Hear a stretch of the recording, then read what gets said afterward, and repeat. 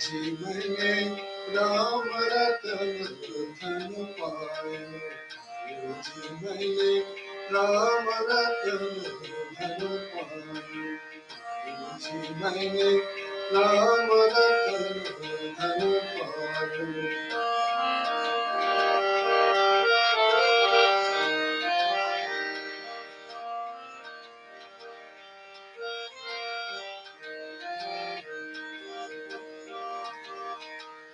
वास्तु अमानिका जी मेरे सतगुरु, वास्तु अमानिका जी मेरे सतगुरु, कृपा कर अपनायो, जी मैंने कृपा कर अपनायो, जी मैंने राम रतन धन पायो, जी मैंने राम रतन धन पायो।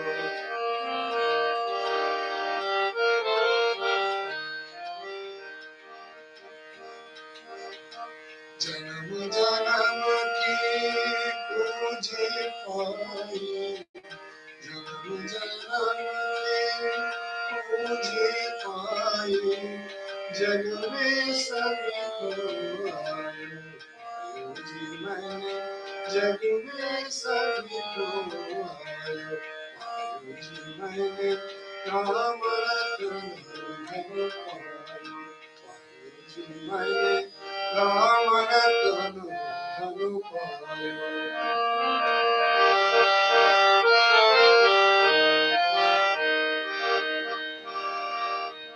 खर्च न खूटे चोर न लूटे, खर्च न खूटे चोर न लूटे, दिन दिन बढ़त समायो, जी मैंने दिन दिन बढ़त समायो, जी मैंने राम रतन धन पायो।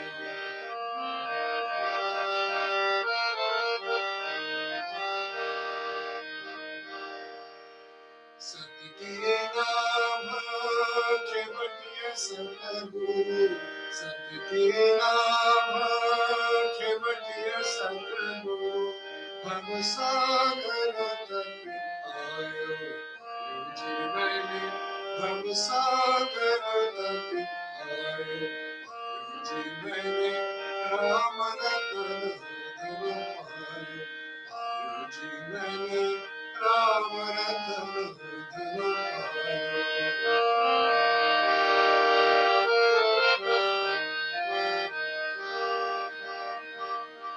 मीरा के प्रभु गिरधर नागर, मीरा के प्रभु गिरधर नागर, मीरा के प्रभु, मीरा के प्रभु, मीरा के प्रभु, मीरा के प्रभु गिरधर नागर, हरक हरक जस गायो, जी मैंने हरक हरक जस गायो, जी मैंने राम रतन धन पायो, जी मैंने राम रतन धन पायो, जी मैंने राम रतन धन पायो।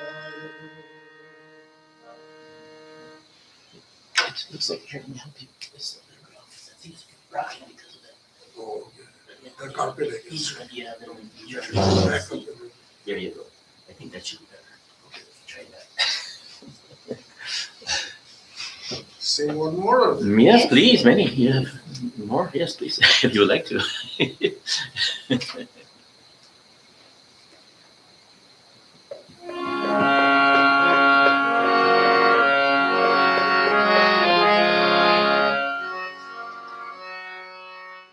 दर्शन दो घन श्याम नाथ मोरे, अखिया प्यासी रे,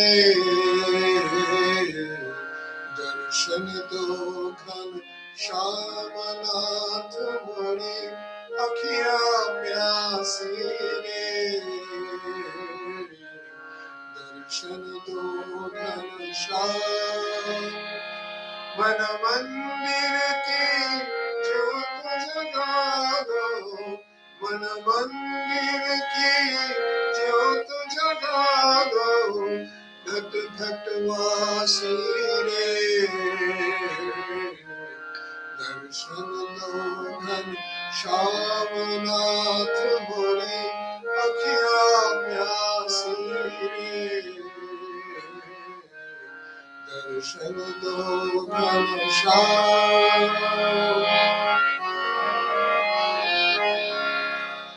मंदिर मंदिर मूरत तेरी मंदिर मंदिर मूरत तेरी युग तेरी मंदिर मंदिर मूरत तेरी फिर बिन देखे सूरत तेरी युग भी तेरा आई मिलन की युग भी तेरा आई मिलन की पुरनवासी ने दर्शन दो घन श्याम नाथ मोरे अखिया प्यासी ने दर्शन दो घन श्याम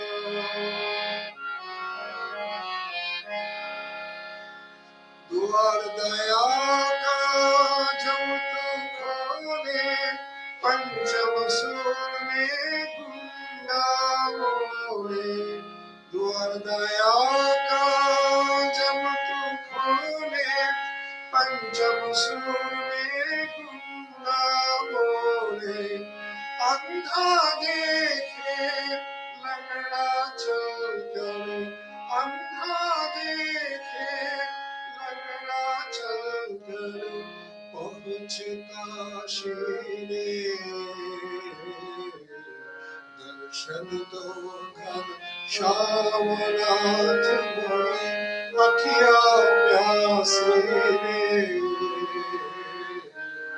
दर्शन दो घन Shyam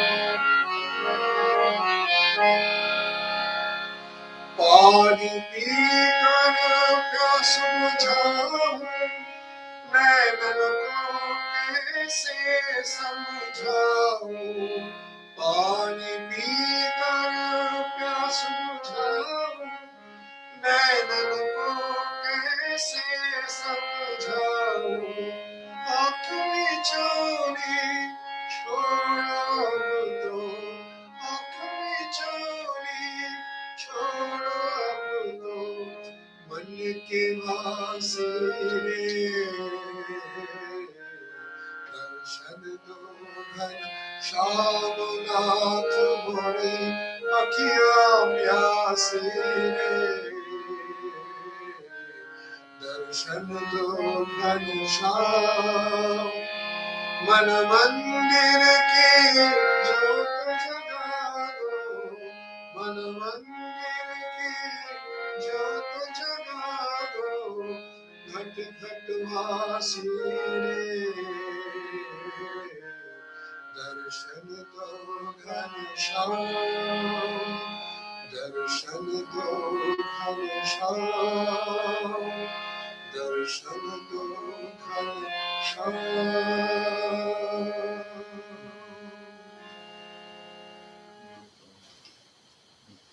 Can you do another?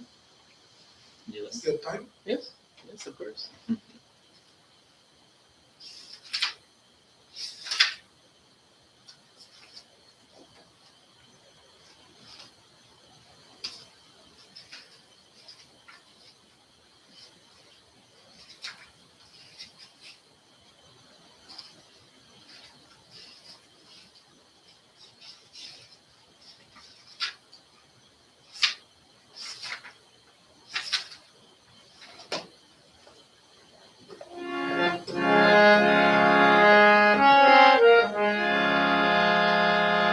सुर की गति में क्या जानूं सुर की गति में क्या जानूं एक भजन करना जानू, सुर की गति में क्या जानू, एक भजन करना जानू, सुर की गति में क्या जानू।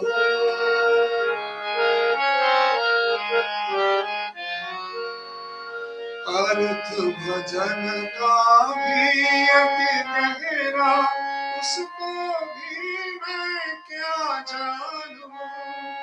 अर्थ भजन का भी अति गहरा, उसको भी मैं क्या जानूं। प्रभु प्रभु प्रभु करना जानूं, प्रभु प्रभु प्रभु करना जानूं, नैना जल भरना जानूं, सुर की गति में क्या जानूं, एक भजन करना जानूं, सुर की गति में क्या जानूं।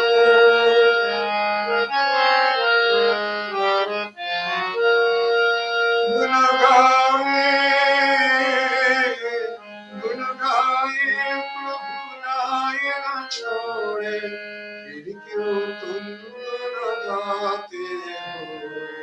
मैं बोला मैं प्रेम दीवाना, इतनी बातें क्या जानूं, सुर की गति में क्या जानूं, एक भजन करना जानूं, सुर की गति में क्या जानूं, एक भजन करना जानूं, सुर की गति में क्या जानूं।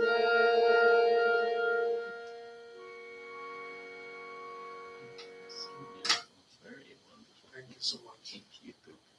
That was great. Beautifully enjoyed. Thank you so much for that. Yeah, you can just leave it there. I have to do this talking. Thank you, man. That's really special.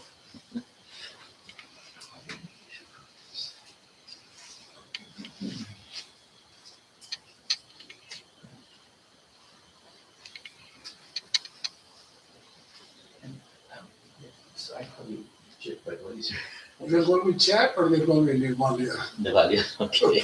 Chat is good. It's Chat is easy, but easy, Nivalia yeah. is fine too. Chat is my Western name. Okay. We'll call you Nivalia for the group so they understand who you are. Yeah, okay. Yeah. Thank you, Nivalia. That was really, really special. Thank you. That was really wonderful. We always appreciate devotees coming and chanting with their hearts and souls, and really add so much to our service for everybody. So thank you. Okay, so let us begin with our chant. Om Sato Ma Sadgamaya, Maso Ma Jyotirgamaya, Mrityur Ma Amritam Gamaya, Om Shanti Shanti Shanti. Om, lead us from the unreal to the real, lead us from darkness into light, lead us from death to immortality. Om, peace, peace, peace, peace to all.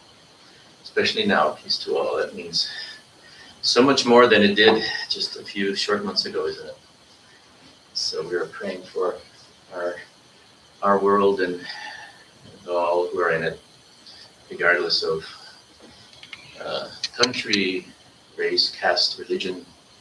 As Ramakrishna taught us, we pray for all equally, as Shakti, as the divine Shiva in Jiva. So the divine one in all of those separate personalities, whether they're what we see as evil and we see it as good. The divine mother has other visions. So we pray for all equally.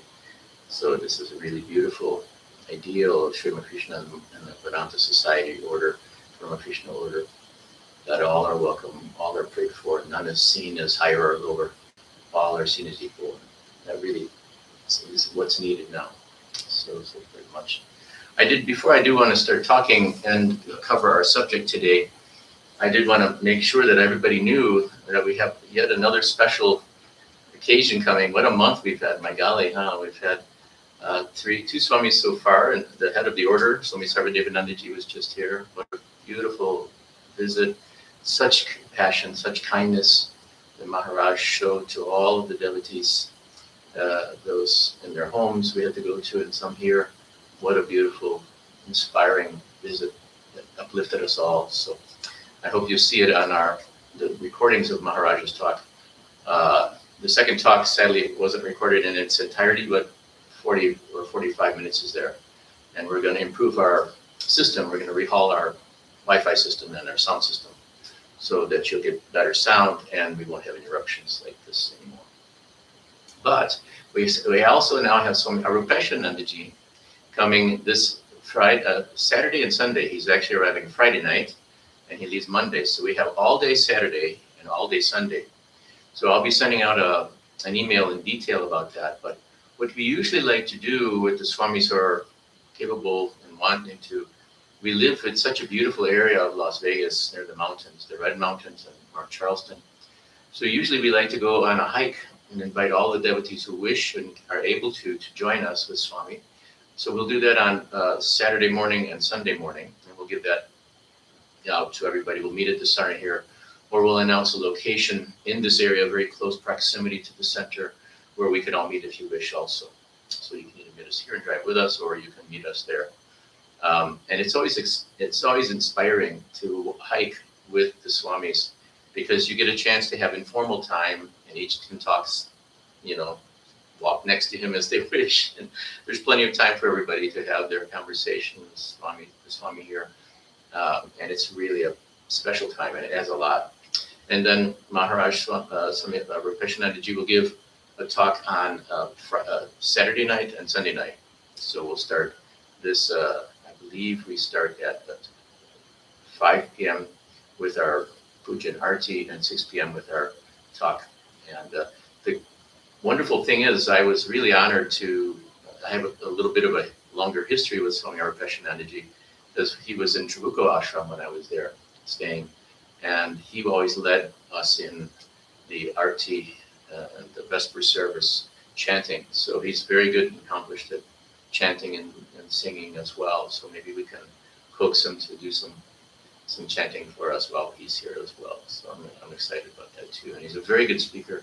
If you haven't heard Swami Ramakrishna give a talk, he's very, very ordered and it's beautiful. He comes really prepared, and he does a very beautiful job of giving these talks. And we'll give the topic and all these things as normal.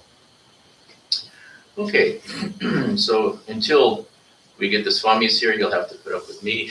So I'm so happy to have these beautiful beings come here and shed light and share light with us. So our topic today, we've been going through as kind of a template because a lot of the people have told me that they really are inspired by Sri Ramakrishna. They've heard certain things, or they've kind of been devotees, but they never really got deep into Ramakrishna's life and Lila and all the details that has happened between him and his disciples, for example, and how he spent his early years, and how he went through his sadhana and all these things. So we've been kind of going through some of these, we call it the Lila of Sri Ramakrishna, and it's really wonderful. The book, I use a couple of different books. Today we'll use the Ramakrishna and his disciples. We also have a few from India that we use from the direct disciples that have given us their own accounts that will add to this as well. But I thought this was really a good one, simply because what we want to do is, so far we've gone through the birth of Sri Ramakrishna for his Jayanti celebration. We've gone through how, as a youth, he was attached to the Dakshineswar Kali temple and became a resident there because of his brother Kumar. And then how he was, through many beautiful different Divine Mother's play, basically locked in and seated into invested in the Kali temple became his beautiful home abode for most of his life. And so we went through all of that, and we understood how he came there not so willingly wanting to be a resident, and not so willingly wanting to be the priest of the Kali temple. And he kind of went into it, and happened because of his mother's will. And so once he was in the Kali temple of Dakshineswar, he went through a very intense sadhana period. And we won't go through that today because that'll be our next topic after Swamiji leaves. But it's beautiful, and there's some amazingly touching details about his sadhana, how he basically started manifesting fully his enlightened being, full manifestation of his personality. But after that, basically, he drew his disciples to him because we'll see how the first people, the first devotees were the Brahmo Samaj that came to know of Sri Ramakrishna. And I think I need to get some of my notes here, just so I make sure I don't make any factual errors. We don't want to have any mistakes here. But so the first devotees that really came on the scene and will show the early connections of the people that really attached themselves to him.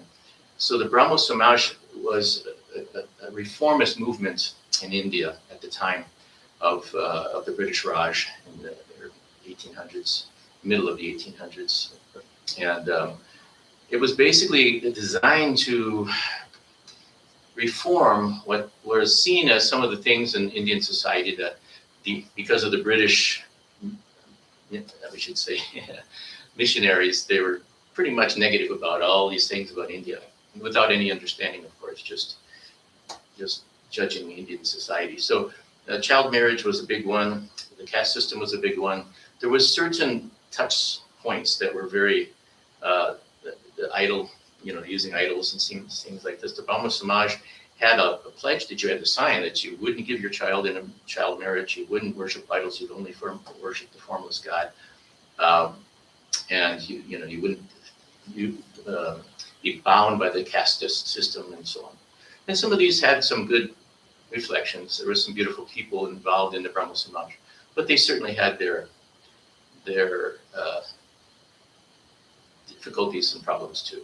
Obviously, without you can never just in whole cloth say that what's gone before in ancient times is not good.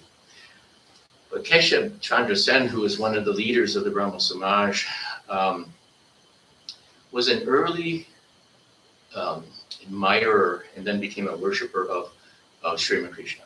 And we'll talk about how he actually met Keshav a little later. But Sri Ramakrishna went to one of the Samaj worships, and he saw Keshav on the altar meditating.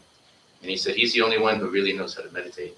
And then he was introduced to them by one of the ghats on the Ganga, one of their centers. And he said, you've lost your tail. At first, his devotees really thought he was insulting Keshav, but that's not what he meant. He meant that he lost his tail, meaning that his ignorance. Tail meant his ignorance. So he could live in the world, and he also could be conscious of God. So it was a very deep compliment that Sri Ramakrishna gave. And when he explained it, obviously, it was really a beautiful meeting. And Keshav was an amazing person because he was respected in India, because he was also really respected in England. He had actually gone to England, given talks. He actually met the Queen, which was like meeting God in some cases, back then. And so when he came back to England, he was a very well respected and very dynamic personality. But he had a paper that he would write, and it was like a weekly or whatever, monthly paper. And he started writing after meeting Ramakrishna. He became a very big admirer of Ramakrishna, and he would write about him. And so that was the first time Ramakrishna became to be known to the general public outside of the small Kali temple precincts. So this is a really kind of an interesting twist and turn. Actually, Swami Vivekananda, when he was a young man, was a member of the Brahmo Samaj. So there's a lot of things that happened as Divine Mother put these pieces together. So I was just going to read from some of these pages to show you how this all unfolded, how the close devotees came to be attracted to Sri Ramakrishna after his sadhana period. because it's a beautiful thing. And it also gives us a real clear indication that we think that we're the ones who are trying to find God and we're making all the effort and all these things. But actually God, the divine within us, is doing all the work. I mean, it's reaching out to us from inside and we're not aware of it. But this Leela of Sri Ramakrishna really reflects and shows how much effort he put in, how much longing he had for the disciples, what he did for within each case of the disciples. And it's a beautiful thing for us to realize that this is how we're being responded to, and we may not even be knowing it. We may not even know that these blessings, these graces are coming at us all the time, and we're not aware. So the chapter that I'm going to start with is called The Coming of the Disciples. And it talks about the Brahmo Samaj, it talks about Keshav Chandra Sen and his newspaper, and the story I told you about his tail falling off and all that sort of thing. But then it talks about that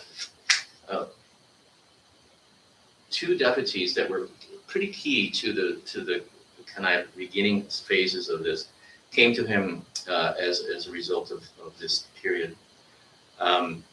So there was two cousins. One was Ramchandra Datta, and the other one was Manamohan. Where is the full Manamohan? Where is his full name? Mitra, Manamohan Mitra. And they became pretty important into this whole this story. So the two cousins that I just said lived at Dakshineswar, and so they heard about Sri Ramakrishna from one of the doctors at the medical college, and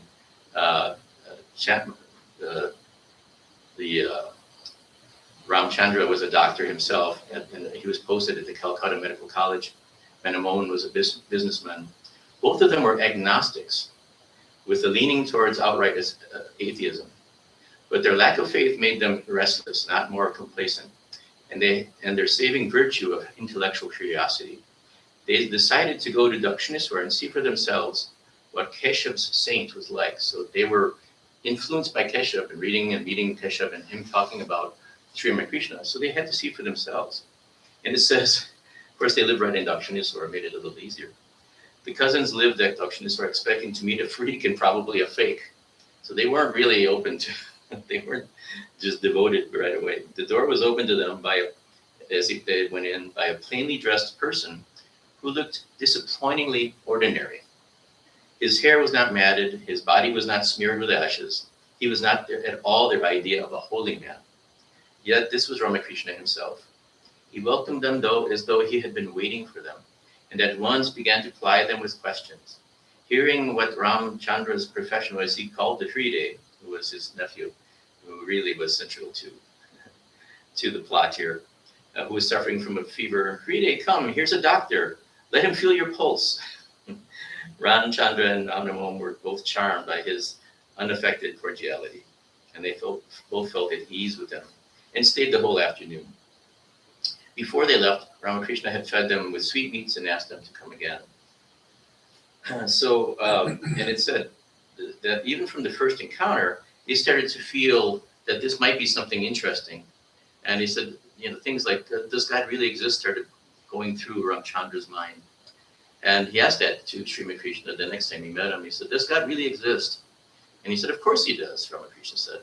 You don't see the stars at the daytime, but that doesn't mean that the stars don't exist. There's butter and milk, but how could anyone guess by looking at it? To get the butter, you must churn the milk in a cool place. To get the vision of God, you must practice mental disciplines. You can't see him by just wishing. And it says Ramchandra came from a family of Vaishnavas and was therefore familiar with the life of Sri Chaitanya. One evening, he was at Dakshineswar alone with Ramakrishna in his room. What are you looking at? Ramakrishna asked him suddenly. I'm looking at you, Ramchandra told him. And what do you think of me? I think you are Chaitanya. There was a silence. Then Ramakrishna said quietly, well, the Bharavi used to say the same thing. And she was one of the teachers of Sri Ramakrishna who had come to Dakshineswar to teach him tantric disciplines. he became perfected and saw God through the tantric disciplines. There was times that Ramchandra was full of faith, but then again his doubts came upon him. Was Ramakrishna truly a knower of God or merely endowed with extraordinary psychic powers? He couldn't decide. One night, he dreamed that Sri Ramakrishna gave him a mantra and told him to repeat it several times a day. The next morning, he hurried to Dakshineswar with this news, and Ramakrishna assured him that this was indeed a blessed experience. No sooner had Ramchandra left his presence, however, than he began to say to himself that the dream was only a dream after all, and it proved nothing. This is a reoccurring theme that people have. When you're in the presence of a holy being like Sri Ramakrishna, it elevates your consciousness. And so you go beyond doubts, you go beyond all of these normal thinking minds situations, and you go into the perception of God. A lot of times when people left, especially when they're new on the path, and they leave the presence, the immediate presence, the mind tends to go back to its normal state, and all of these funny things start popping up in the thoughts. So this is typical. A few days later, he was talking to a friend at College Square in the middle of Calcutta. They had been speaking of Ramchandra's doubts. All at once, they were aware of a very dark-skinned man who was standing beside them. "Why are you so anxious?" he asked. Have patience." The next moment, he had vanished, and yet they had both seen him. When Ramakrishna was told of this, he said, "Yes, you'll see many more things like that." But Ramchandra remained obstinately doubtful, and the more he doubted, the more he loathed his life and the world around him. When he came back to Dakshineswar for help, Ramakrishna amazed and dismayed him by exclaiming impatiently, "What can I do? It all depends on God's will." "But sir," cried Ramchandra, "I've been relying on you. If you don't help me, what shall I do? I don't owe you anything," Ramakrishna told him, with seeming indifference. "You can keep on coming here if you want to. Please yourself." This kind of shock treatment, and the Guru sometimes doesn't just give kind words. You'll see this with Narendra. He sometimes can be pretty strict. Yeah, very exactly. He doesn't suffer fools lightly. Anyways, so he rushed out of the room, determined to drown himself in the Ganges. But a little reflection brought him to his senses. He decided to make a serious effort on his own account, instead of expecting Ramakrishna to save him in spite of himself. Accordingly, Ramchandra lay down on the northern veranda outside Ramakrishna's room and began to repeat the mantra Ramakrishna had given him in a dream. Hours passed. In the middle of the night, Ramakrishna opened the door and told him, "Serve the devotees of the Lord and you will find peace." Having said this, Ramakrishna went back into his room. Now it happened that Ramchandra was miserly by nature. And so Ramakrishna's advice was distasteful to him. If he followed it, he would have to spend a lot of money. At first, he did nothing, but Ramakrishna returned to the subject a short while later and set a day that he would come with his devotees to visit Ramchandra's house. Ramchandra was therefore obliged to arrange for their entertainment. And as he did so, he began to understand that Ramakrishna had accorded him a great privilege in allowing him to be of service. Later, the evening after Ramakrishna's visit, Ramchandra went to Dakshineswar. Ramakrishna received him affectionately, and they talked until 10 o'clock. The night was very dark. Ramchandra had already taken his leave and was standing on the veranda when he saw Ramakrishna coming towards him. "Tell me what you want," Ramakrishna said. Ramchandra at once felt himself to be in the presence of something more than human, a power which was really able to grant him anything he wished for. His voice shook with emotion as he answered, "Lord, I don't know what to ask for. You decide." Ramakrishna held out his hand. "Give me back the mantra I gave you in your dream," he said, and as he spoke, he passed into samadhi. Ramchandra prostrated himself and repeated the mantra. Ramakrishna touched him on the head with the toe of his right foot. They remained thus for a long time. Then Ramakrishna took his foot away and Ramchandra stood up. "If there is anything you want to see," Ramakrishna told him, "look at me." Ramchandra looked, and he saw that Ramakrishna was the embodiment of his chosen ideal, the form of God that was nearest to his heart. "You needn't practice any more spiritual disciplines," Ramakrishna told him. "Just come here now, see me now and again. And then you should bring some trifling offering with you. Anything will do." From that time on, Ramchandra became not only a steadfast devotee, but a lavishly generous provider for the needs of Ramakrishna and his disciples. So that shows us how, even though we're not perfect devotees, the Lord pulls us in, and He uses even our weaknesses to bring us inside. And Manamohan, of course, I won't go through the story of Manamohan because I really want to dive into the direct disciples. But he also was kind of a very close disciple. But he was naturally a generous person and very devoted.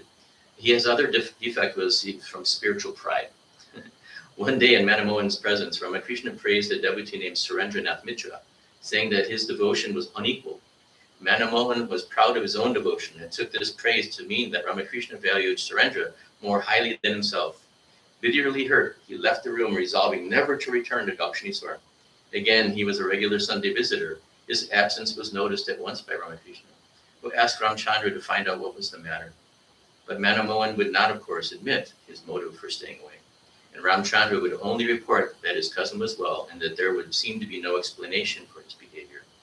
Manamohan, meanwhile, was saying mentally to Ramakrishna, "Enjoy yourself with your devotees. You don't need me to you. You don't need me. To you, I'm nobody." By now, he had told himself and had driven himself far from Dakshineswar. When Ramakrishna continued to send messengers urging him to come back, he actually moved to Kanagar, a few miles outside of Calcutta. Thus, Manamohan became increasingly miserable. He could not stop thinking about Ramakrishna and attended to no business. At last, he had to admit to himself that he did not hate Ramakrishna, but loved him dearly. One day, he went to bathe in the Ganges. He remembered how Ramakrishna had often spoken of its great sanctity, and the memory brought with it the vision of Ramakrishna so vividly that he could not get it out of his mind. And now, as Manamohan stood beside the water, he became aware of a boat with two figures on it. One of them was Ramakrishna himself. The other was Niranjan, one of Ramakrishna's boy disciples. Manamohan was amazed to see them. This was like a materialization of his vision. "Why don't you come to Dakshineswar?" Niranjan asked him. "Sri Ramakrishna has been so anxious about you." It was a very hot day, and Ramakrishna was fanning himself. He passed into samadhi as the boat drew nearer to Manamohan, and he has taken all this trouble for my sake. Manamohan thought, "How I have wronged him." So this gives us an idea again that sometimes the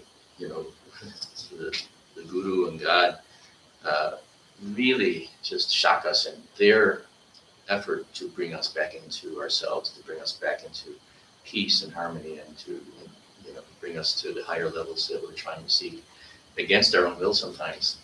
So this is the Lila of God. I wanted to kind of go from there, from the disciples. I wanted to use those two because they play into how his monastic disciples, the swamis, fit in and started to come to him. But he had, there was a story about how Ramakrishna he had such longing for his devotees. He would go into the top of the Kunti and cry out sometimes, come to me, my boys, come to me, come to me. And his heart was wrenched, he said, for the devotees to come to him.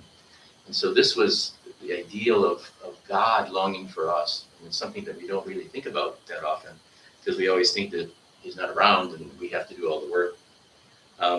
So now it says, "Now is the time to speak of the coming of the monastic disciples for whom Ramakrishna had longed. The first of these to be mentioned is Latu, Gopal Ghosh, and Rakal. Rakaturam, more usually known by Ramakrishna's name for him, Latu, was the first to come to Ramakrishna. He had been born of very poor parents in the village of Bihar, and the state immediately northwest of Bengal. His parents died when he was a child, and his uncle looked after him. This uncle was later obliged to leave the village and seek work in Calcutta. Latu went along with him and found employment as a houseboy. His employer, out of all the possible employers in Calcutta, was Ramchandra Datta. We shall have several other occasions to remark how tightly woven was the web of the circumstances which gathered Ramakrishna's disciples to be. Latu proved himself a faithful and willing servant, but he was proud, plain-spoken to the point of rudeness, and no respecter of persons. Once a friend of Ramchandra's hinted at a suspicion that Latu might pocket some of the money that had been given to him for marketing. Latu did not take this accusation lightly. "Understand this, sir," he exclaimed in his broken Bengali. "I am a servant, not a thief." There was a natural dignity in him which silenced his accuser. But the man felt offended that the boy had dared speak to him in such a tone of rebuke, and he complained to Ramchandra, but Ramchandra refused to dismiss Latu. So it says, of course, at the time of Latu's arrival, Ramchandra had already become a devotee of Ramakrishna. So there was frequent talk of God in the household.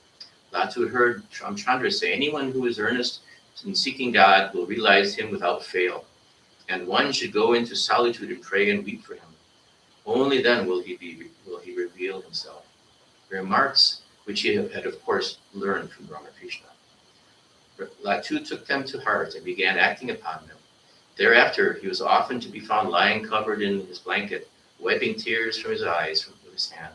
The ladies of the family were touched by this, and supposed the boy must be grieving for his native village or the company of his uncle. Latu never enlightened him about what was truly happening. Indeed, throughout his life, he remained extremely reticent about himself. Having heard Ramchandra talk of Ramakrishna, Latu was impatient to visit him. He soon found an opportunity to go to Dakshineswar. In Ramakrishna's company, he felt immediate joy. The second time he went there, Ramakrishna was just about to begin eating. He offered Latu food, but Latu, like most of the Orthodox people of Bihar, had been trained not to eat food cooked by strangers or by people not of his own caste, so he refused. Ignoring this, Ramakrishna brought him the cup of Ganges water and a plantain leaf for a plate. Again, Latu refused. "Why don't you eat?" Ramakrishna asked him. "This food has been cooked in Ganges water, and besides, it's the prasad of Mother Kali." "Please excuse me," said Latu in great embarrassment. "I can't take it." But Ramakrishna pressed on him to eat, and suddenly he found himself giving way.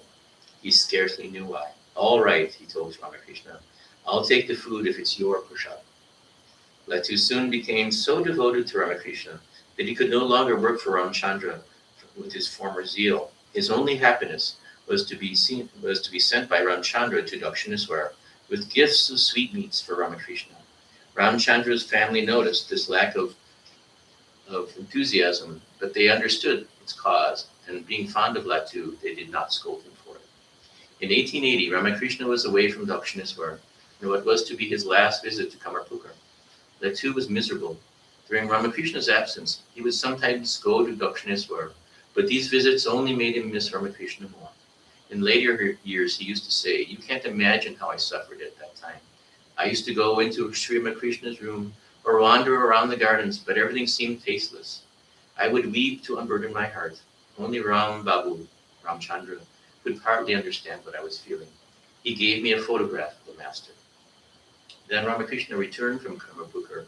He felt the need of a personal attendant and asked Ramchandra if he could have Latu. Ramchandra agreed.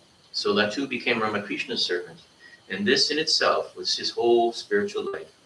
To serve the Guru, to obey him literally and implicitly, was Latu's way of finding God. Because Ramakrishna had once mildly reproved him for sleeping during the evening, he's saying, "If you sleep then, when will you meditate?" Latu gave up sleeping at night altogether. Instead, he meditated and took short naps only in the daytime.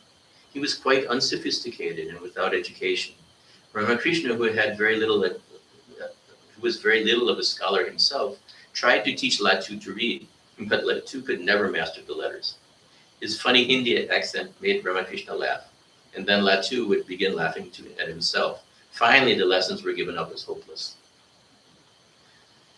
When the monks assumed the monastic names after Ramakrishna's death, Latu became Swami Abhudananda. He lived until 1920 and kept his Hindi accent and his childlike disposition throughout his life. So sweet.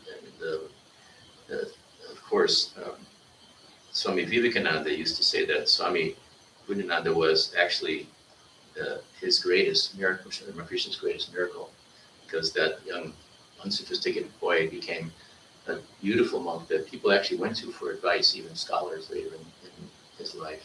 So his lack of education.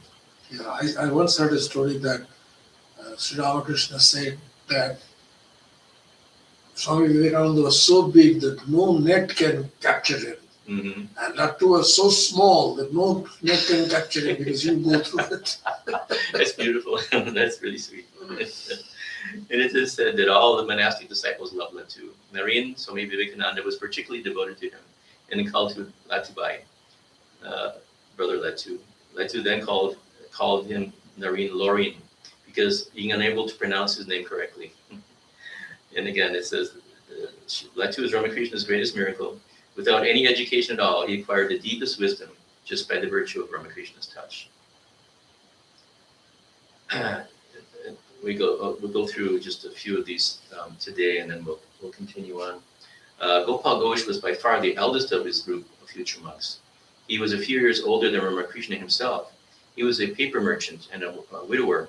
The shock of losing his wife had turned his mind towards religion.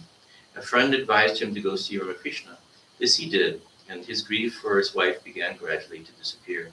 Gopal was neat and clean, and by temperament, methodical and orderly.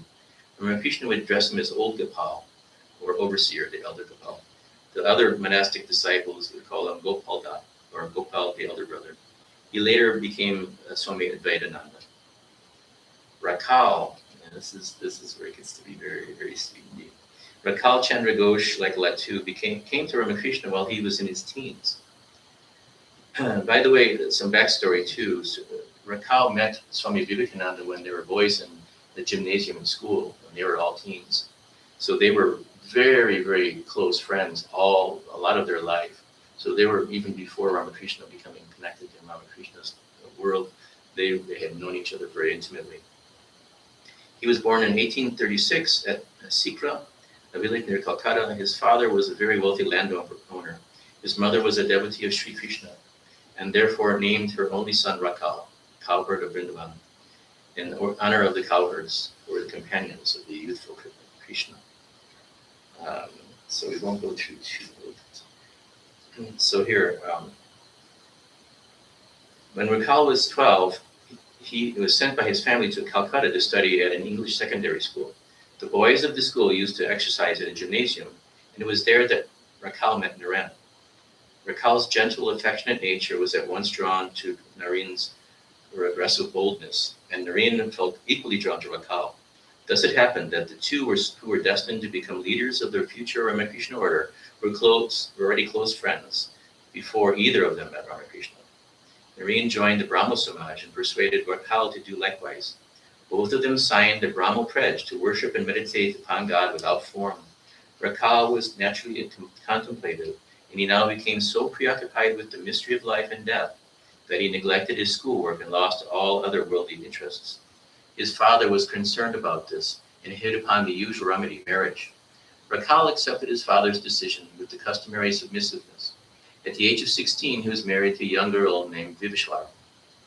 No doubt, Rakal's father imagined that this was protected his son from the otherworldly influences. As a matter of fact, it had done the opposite. For Vivishwar, his brother was Manamohan Mitra. And it was Manamohan who took Rakal to visit Ramakrishna early in 1880. So again, these Subtle, right? you can't get away when the Lord says this is going to happen. There's nothing you can do. You have to surrender. Sometime before the coming of Rakal, Ramakrishna had prayed to the Divine Mother for a companion. Bring me a boy who is like myself and is pure-hearted and devoted to you. A few days later, he saw in a vision a boy standing under a banyan tree in the temple grounds. Later, in a second vision, the Divine Mother placed a boy, recognizably the same, but much younger, on his lap and told him, "This is your son." Ramakrishna was dismayed at first, supposing that he would have to beget this son by an act of sex, but the Divine Mother reassured him. This would be his spiritual, not physical child. Then, on the very day that Rakal and Manamohan were coming to visit him at Dakshineswar, Ramakrishna had a third vision. He saw a lotus blooming on the surface of the Ganges, and two boys dancing upon it. One of them was Krishna, and the other was the same boy. And then the boat arrived, carrying Manamohan and Rakal, and Ramakrishna recognized in Rakal the boy of his visions. For some time he stared at Rakal in silent amazement. Then he turned to Manamohan with a smile and said with a smile, There are wonderful possibilities in him. Thereafter, he talked to Rakal as if they were already old friends. The love which Ramakrishna now began to feel for Rakal seems to have been motherly rather than fatherly. He identified himself with Yashoda, the foster mother of Krishna. Such a relationship is mysterious beyond our comprehension. It was more than a reenactment. It was, one must suppose, a recreation of a relationship which existed in the past and continues to exist eternally. What is most strange is that Rakal, a teenage schoolboy, was able to accept this relationship and to enter into it as completely as Ramakrishna did himself. It is hard to explain Rakal's behavior without admitting that he and Ramakrishna actually did recognize each other, that they recommenced an association which had begun another life, another time. This is what Ramakrishna said about it. In those days, Rakal had the nature of a child of 3 or 4. He treated me just like a mother. He would come running into me and sit on my lap. He wouldn't move a step from this place. He never thought of going home. I forced him to go from time to time, lest his father should forbid him for coming here altogether. His father was a landowner, immensely rich, but a miser. At first, he tried to stop his son from coming here in various ways. But then he came here once and saw how many rich and famous people visit this place. And so he didn't object anymore. After that, he came now and then to visit Rakal. I was most respectful and attentive to him. He liked that. As for the family of Rakal's wife, they raised no objection. Because the ladies all used to come here very often, soon after Rakal first came here, his mother-in-law brought Vivishwari, his wife. I wanted to see if she would stand in the way of Rakal's devotion to God. I examined her physical features minutely and saw that there was no cause for fear. She represented an auspicious aspect of the divine Shakti. I sent word to the Nahabat, to Sarada Devi, to his wife, to give Vivishwari a rupee and unveil her face. This was the traditional ceremony by which a mother-in-law welcomed her daughter-in-law. The daughter-in-law arriving wearing a veil. The mother-in-law gave her a present, removed the veil and kissed her. Since Rakal was to be the spiritual son of Ramakrishna and Sharda, Vivishwari became their daughter-in-law. What a wonderfully childlike nature Rakal had. Sometimes I fed him and played with him to keep him happy. I'd often carry him on my shoulders. When he did anything wrong, I scolded him. One day he took butter from the temple prasad and ate it without waiting for me. How greedy you are, I said. You ought to have learned from being here to control yourself. He shrank into himself with fear and never did it again. And he was jealous also, like a child. He simply couldn't bear if I loved anyone but him. I was afraid he would do himself harm by being jealous of the people that Divine Mother brought to this place. 3 years after Rakal came to Dakshineswar, he went to visit Vrindavan. Ramakrishna was anxious about this visit because he was convinced that Rakal had actually been one of the cowherd companions of Krishna, and he feared that Rakal would remember his divine identity and leave his present body. So Ramakrishna prayed and Rakal returned safely. Mother has revealed many things to me about Rakal, Ramakrishna used to say, and some of them I am forbidden to tell.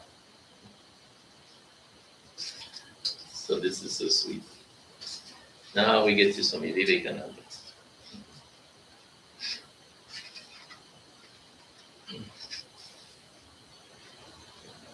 Narendranath Datta, Naren, as he was called for short, was born in Calcutta on January 12, 1863. His family belonged to the second highest class, the Kshatriyas. And his father, Dragacharan, was a lifer, actually longed for childhood as a monastic life, and he became a monastic. So he had that devotional and monastic life in his family history very strongly, even though his father was a lawyer and didn't have those proclivities. He had it in the family, in his DNA, as they say.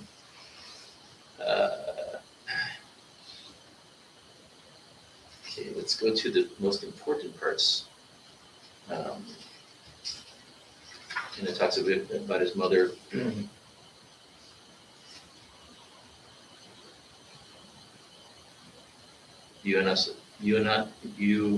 Bhuvaneshwari, B-U-V-H-U, Bhuvaneshwari. Is that right? Forgive me if I mispronounced. Bhuvaneshwari. Thank you. Bhuvaneshwari. Thank you.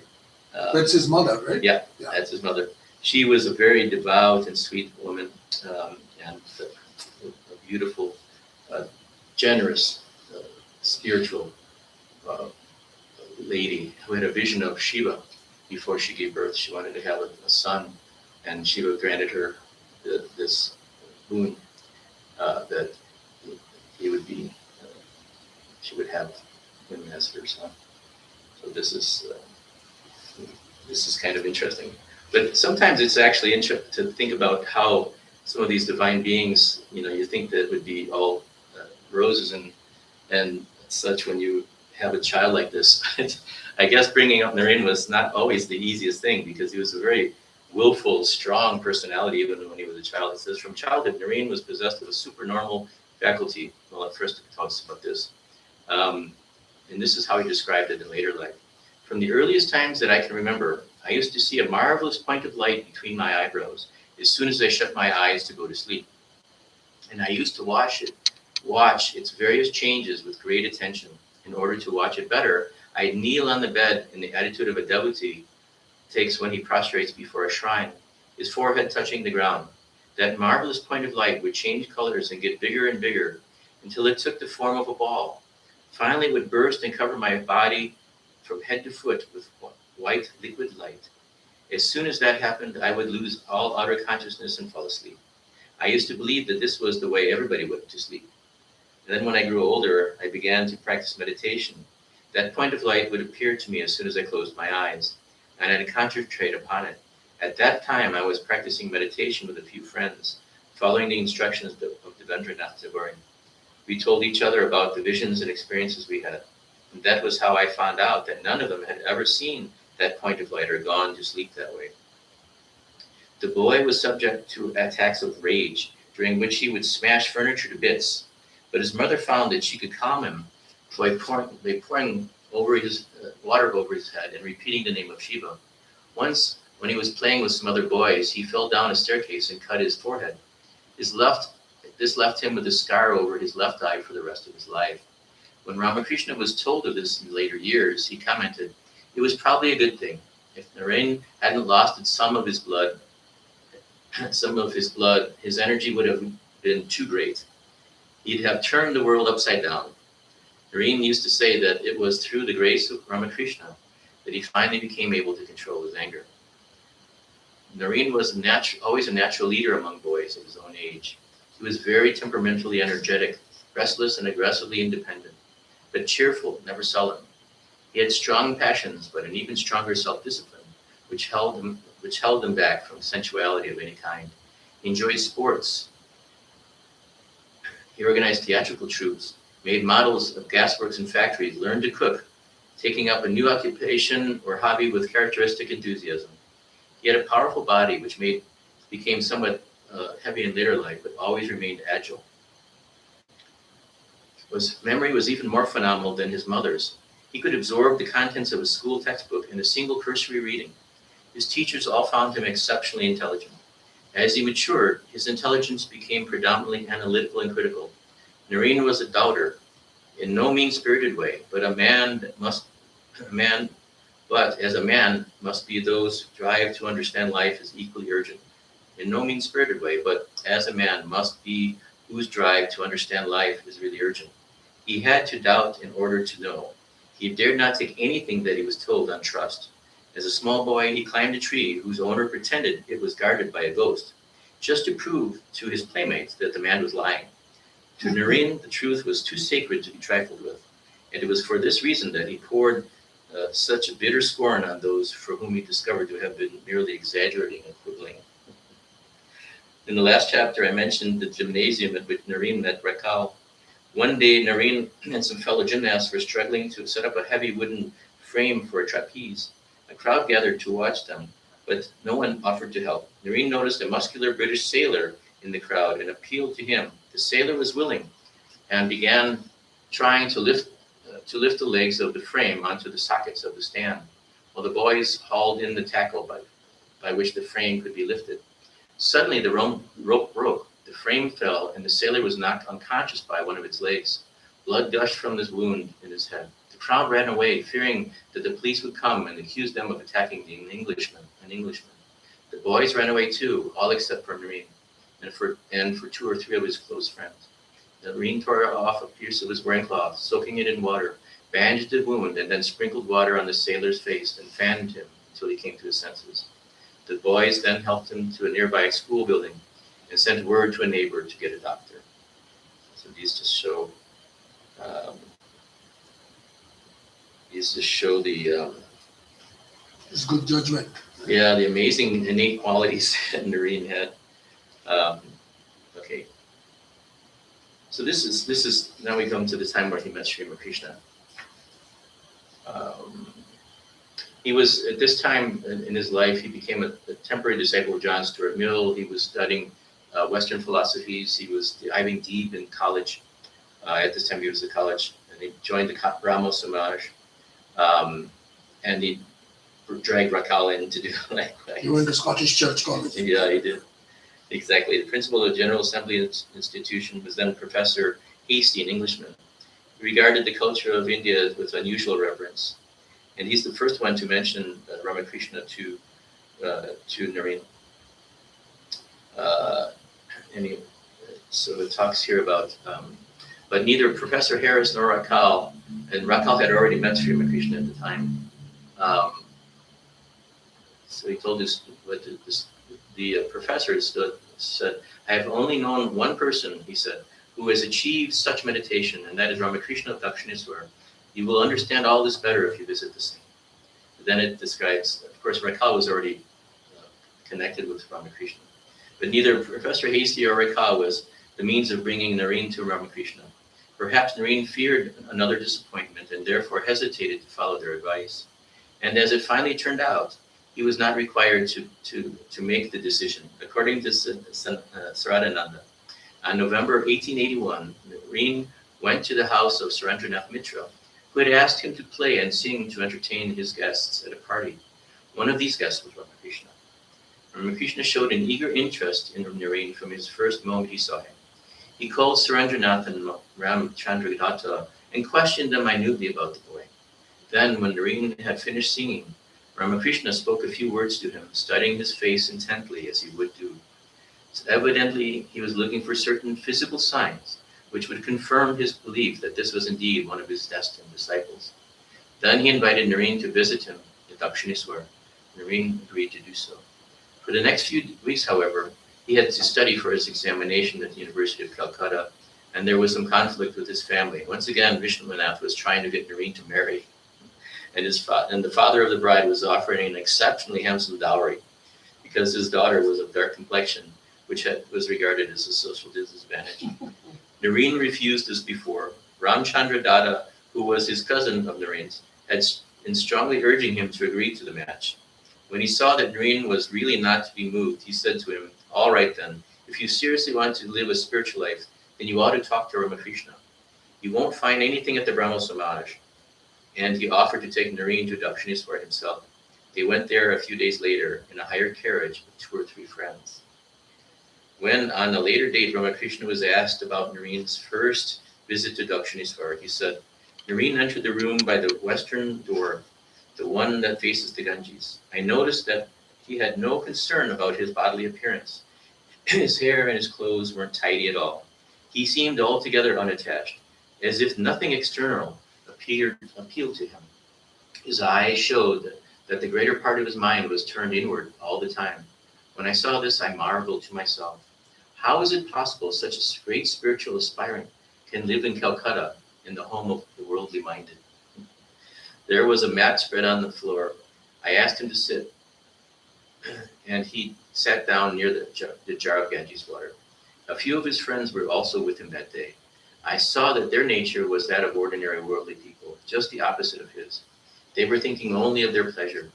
I asked him about his singing, and I found that he knew only 2 or 3 songs in Bengali. I asked him to sing again. He began singing the Brahmo song, O mind, let us go home.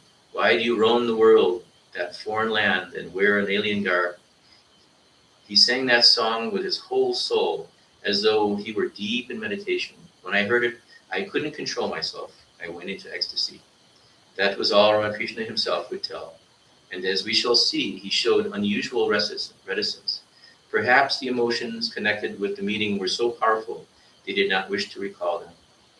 However, Noreen has described for us the amazing scene which immediately followed. As soon as I had finished that song, the master stood up, took me by the hand, and led me onto the northern veranda.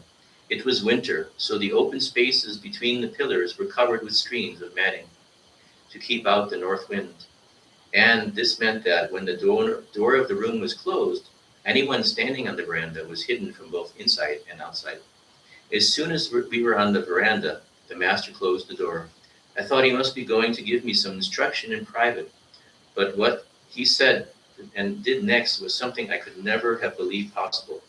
He suddenly caught hold of my hand and began shedding tears of joy.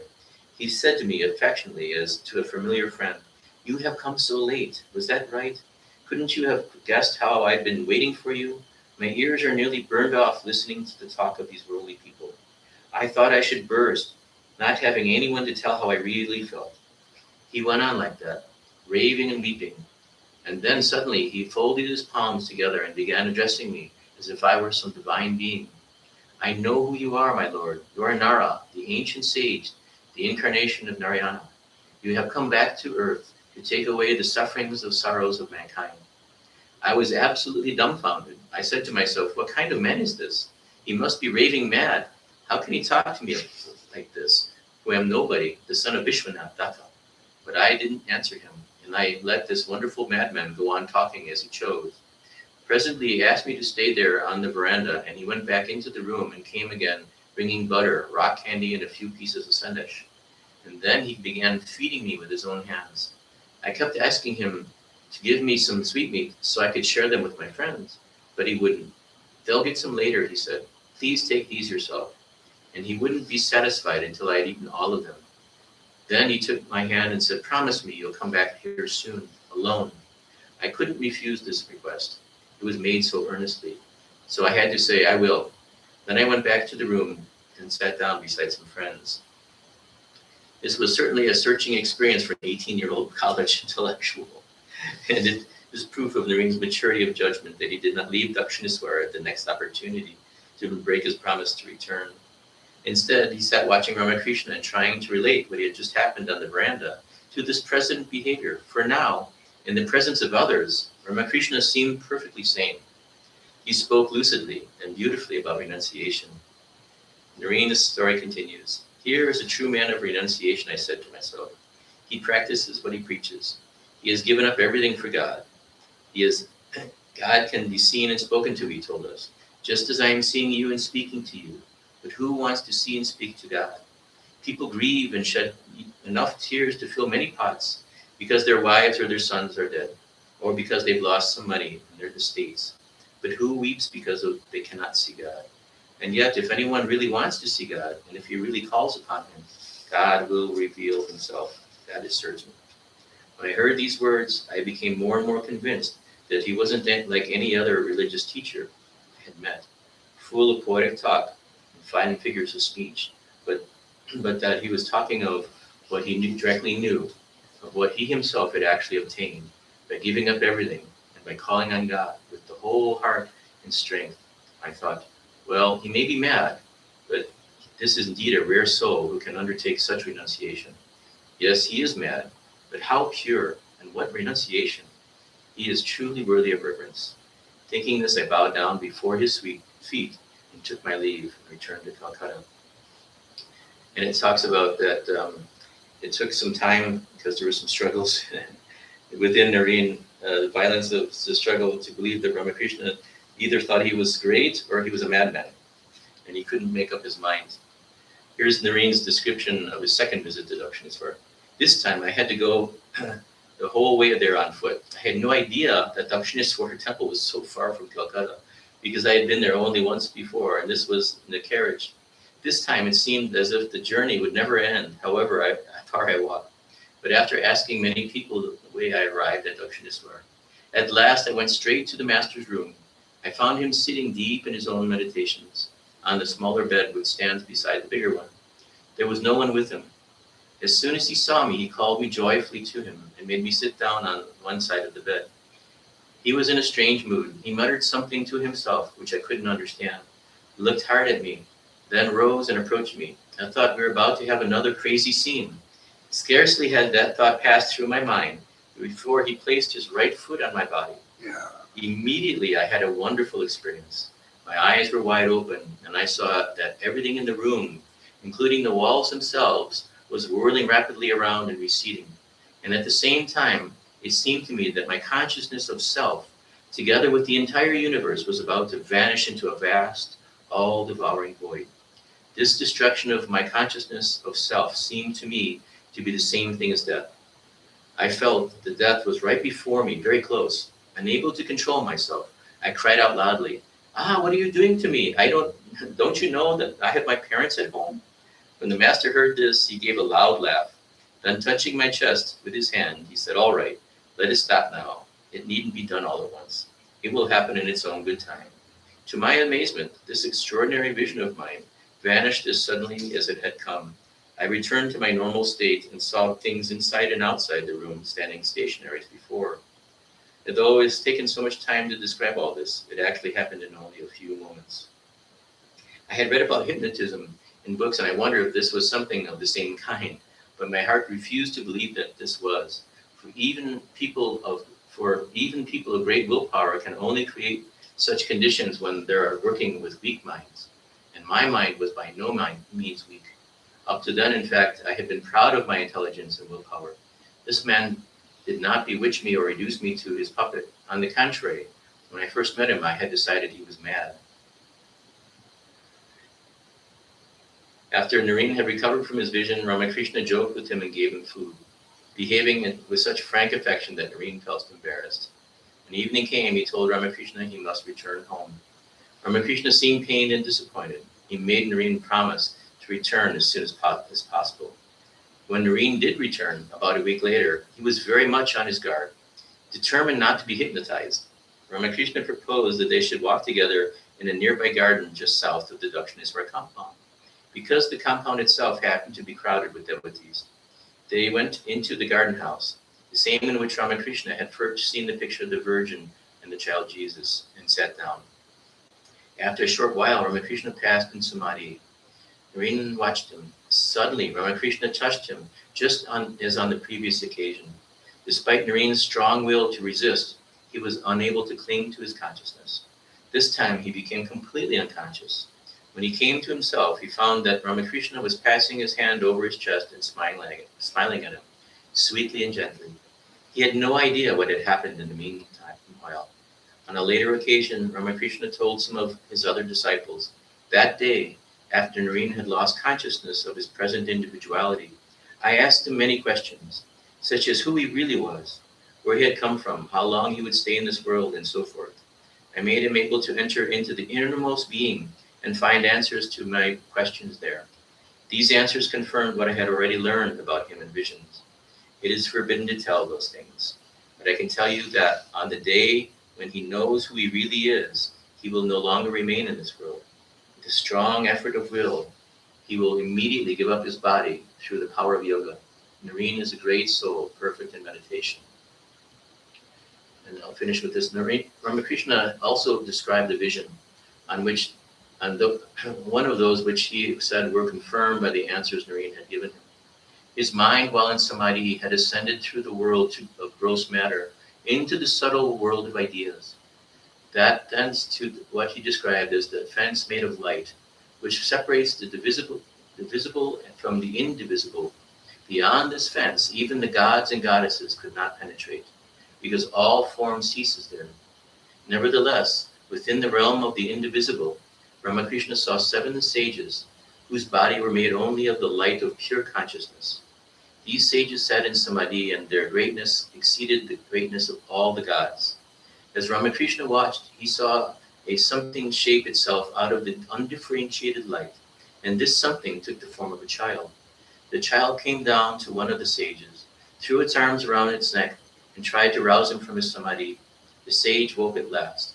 Seeing the child, his face became bright with delight, and Ramakrishna knew that they were eternal companions. I am going down there, the child said to the sage, and you must come with me. The sage did not answer, but his eyes expressed his joyful agreement.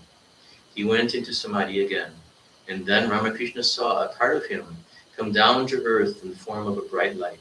And Ramakrishna added, after telling these to his disciples, hardly had I set eyes on Naren for the first time that I knew that he was that sage. Then they questioned Ramakrishna further. He admitted that the child in the vision had been himself. So beautiful. So these are the things we wanted to share. Some of you know these stories very well, and some may have never heard them before, but they're so sweet. You can never hear them too much. And if you hadn't heard them from that book, the way that it's described. Yeah, I want to take a picture of that book cover. Yeah, I'll look at it for sure. Absolutely. It's beautiful. That's actually the first book that was given to me about Ramakrishna and the ashram when I was in the ashram of Paramahansa Yogananda in 1981. Somebody handed me that book. I'll get it to you later. Okay. Since we got the Oh, that's not camera. So we'll finish up. Since we're running a little bit late, we'll just finish up with a chant of Ramakrishna Sharanam. And then next week we have Swami Arupashanandaji. So we'll have a wonderful weekend retreat. So I'm so excited about that. And then the weekend after that, we'll continue with this.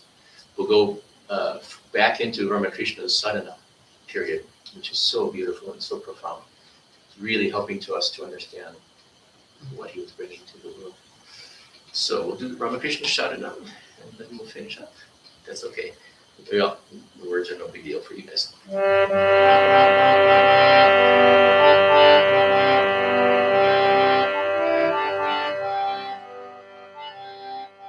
Ramakrishna Sharanam, Ramakrishna Sharanam, Ramakrishna Sharanam, Sharanye Prabhu. Krishna Sharanam, Ramakrishna Sharanam, Ramakrishna Sharanam, Sharanye. Kripahi Kevalam, Kripahi Kevalam, Kripahi Kevalam, Sharanye. Kripahi Kevalam, Kripahi Kevalam, Kripahi Kevalam, Sharanye. Jai Jai Ram Krishna Sharanam, Ram Krishna Sharanam, Ram Krishna Sharanam, Sharanye Prabhu. Ram Krishna Sharanam, Ram Krishna Sharanam, Ram Krishna Sharanam, Sharanye. Sharanagituham, Sharanagituham, Sharanagituham, Mahade. Sharanagituham, Sharanagituham, Sharanagituham, Mahade. Jai Jai Ram Krishna Sharanam, Ram Krishna Sharanam, Ram Krishna Sharanam, Sharanye Prabhu. Ram Krishna Sharanam, Ram Krishna Sharanam, Ram Krishna Sharanam, Sharanye. Namo Shri Gurave, Namo Shri Gurave, Namo Shri Gurave, Namo Namo. Namo Shri Gurave, Namo Shri Gurave, Namo Shri Gurave, Namo Namo. Jai Jai Ram Krishna Sharanam, Ram Krishna Sharanam, Ram Krishna Sharanam, Sharanye Prabhu. Ram Krishna Sharanam, Ram Krishna Sharanam, Ram Krishna Sharanam, Sharanye. Ram Krishna, Jaya Jaya Ram Krishna, Krishna Jaya Jaya Ram Krishna, Krishna Jaya Jaya Ram Krishna, Krishna Jaya Jaya Ram Krishna, Krishna Jaya Jaya Ram Krishna, Krishna Jaya Ram Krishna, Krishna Jaya Jaya Ram Krishna, Krishna Jaya Jaya Ram Krishna, Krishna Sharanam, Ram Krishna Sharanam, Ram Krishna Sharanam, Sharanam Prabhu. Ram Krishna Sharanam, Ram Krishna Sharanam, Ram Krishna Sharanam, Sharanam.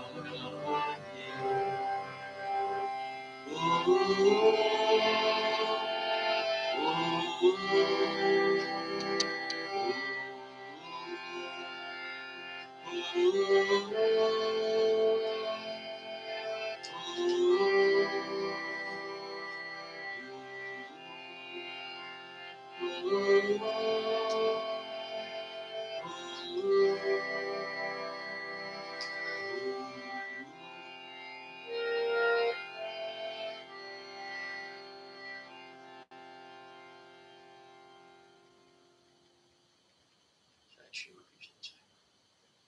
you all for coming.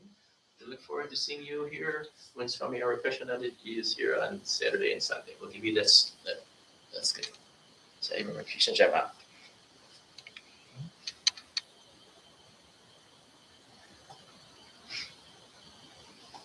Okay.